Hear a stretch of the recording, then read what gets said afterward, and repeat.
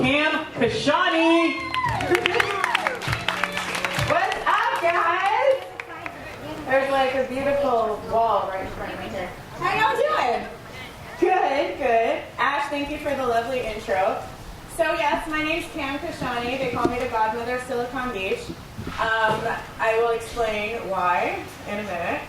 And just to go over what Ash said real quick, expert speaker with the State Department in a program proven to ward off terrorism. I help build entrepreneurial ecosystems overseas in the Middle East and empower and inspire the women and the youth to build entrepreneurial projects.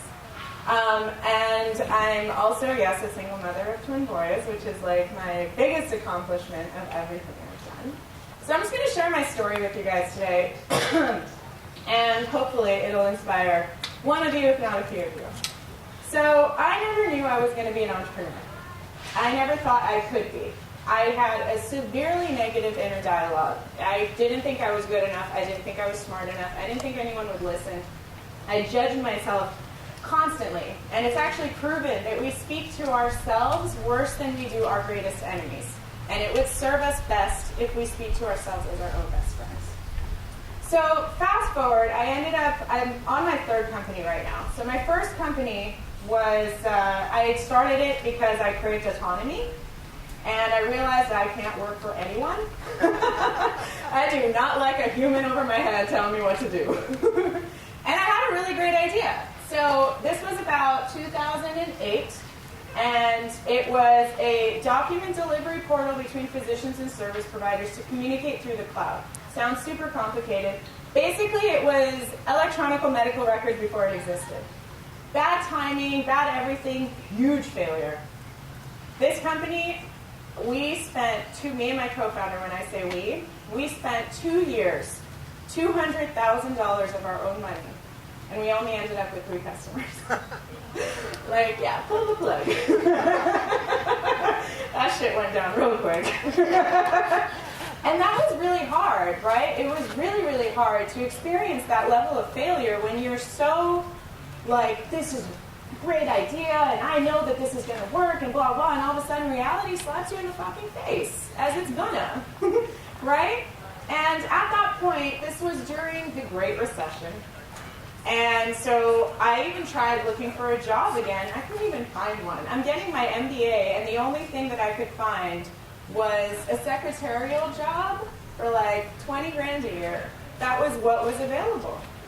And I mean, it was honestly a depressing moment in our life. But from that scarcity, many times spawns creativity. And that's when I had the idea for the next company, which turned out to be very successful. So the second company was called Co-op. It was the first co-working space, before WeWork existed, before all of this, in Los Angeles.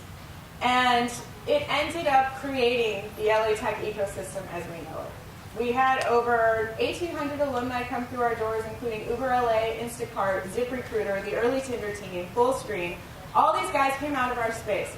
Co-op ended up becoming ground zero for the community, and this is why they call me the godmother, because I was very instrumental in creating the ecosystem. And the concept for co-op was really simple. Why isn't there a place for people like us?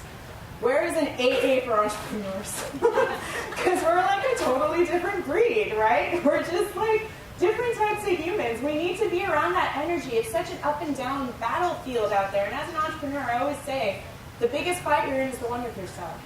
So you need to be out there in a community of people and surround yourself with people that empower you, that inspire you, and that are sharing that struggle with you so you feel that you're not alone. So that was the premise of Co-op. Co-op was super successful, and it was great. I was there for about 4 years. Now, throughout this story, as I said, my co-founder was actually my ex-husband. He was my husband at the time, however. And 4 years into Co-op, I actually filed for divorce. And once I did, he fired me from our company.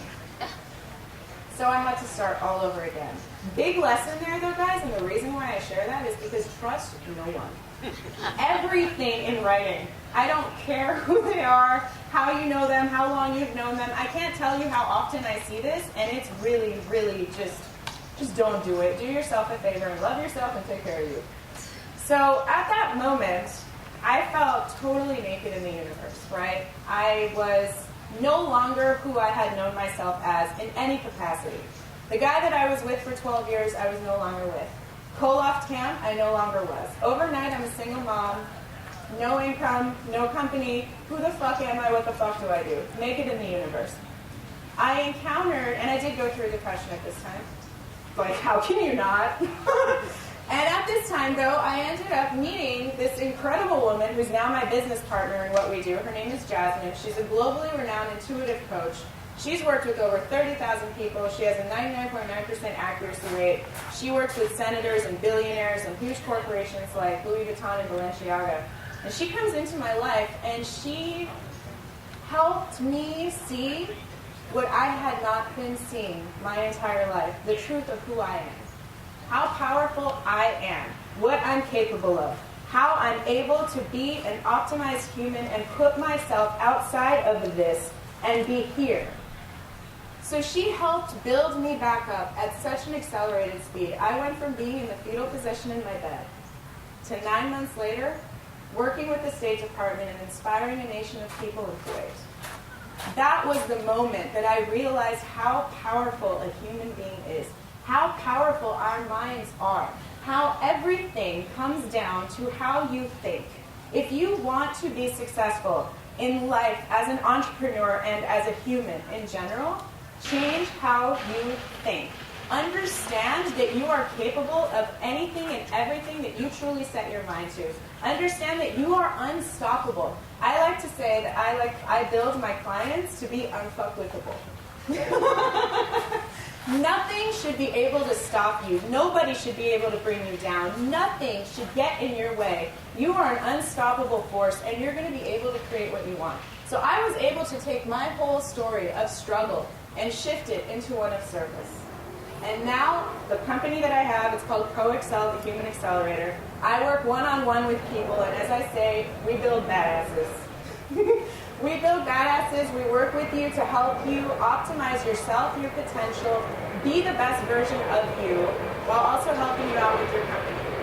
You guys, I can't stress, and the reason I share this story so openly is I really want you to understand, to tell I'm passionate about this, like, realize how incredibly powerful each and every single one of you are. Don't sell yourself short. You got one life. It's like 5 minutes long.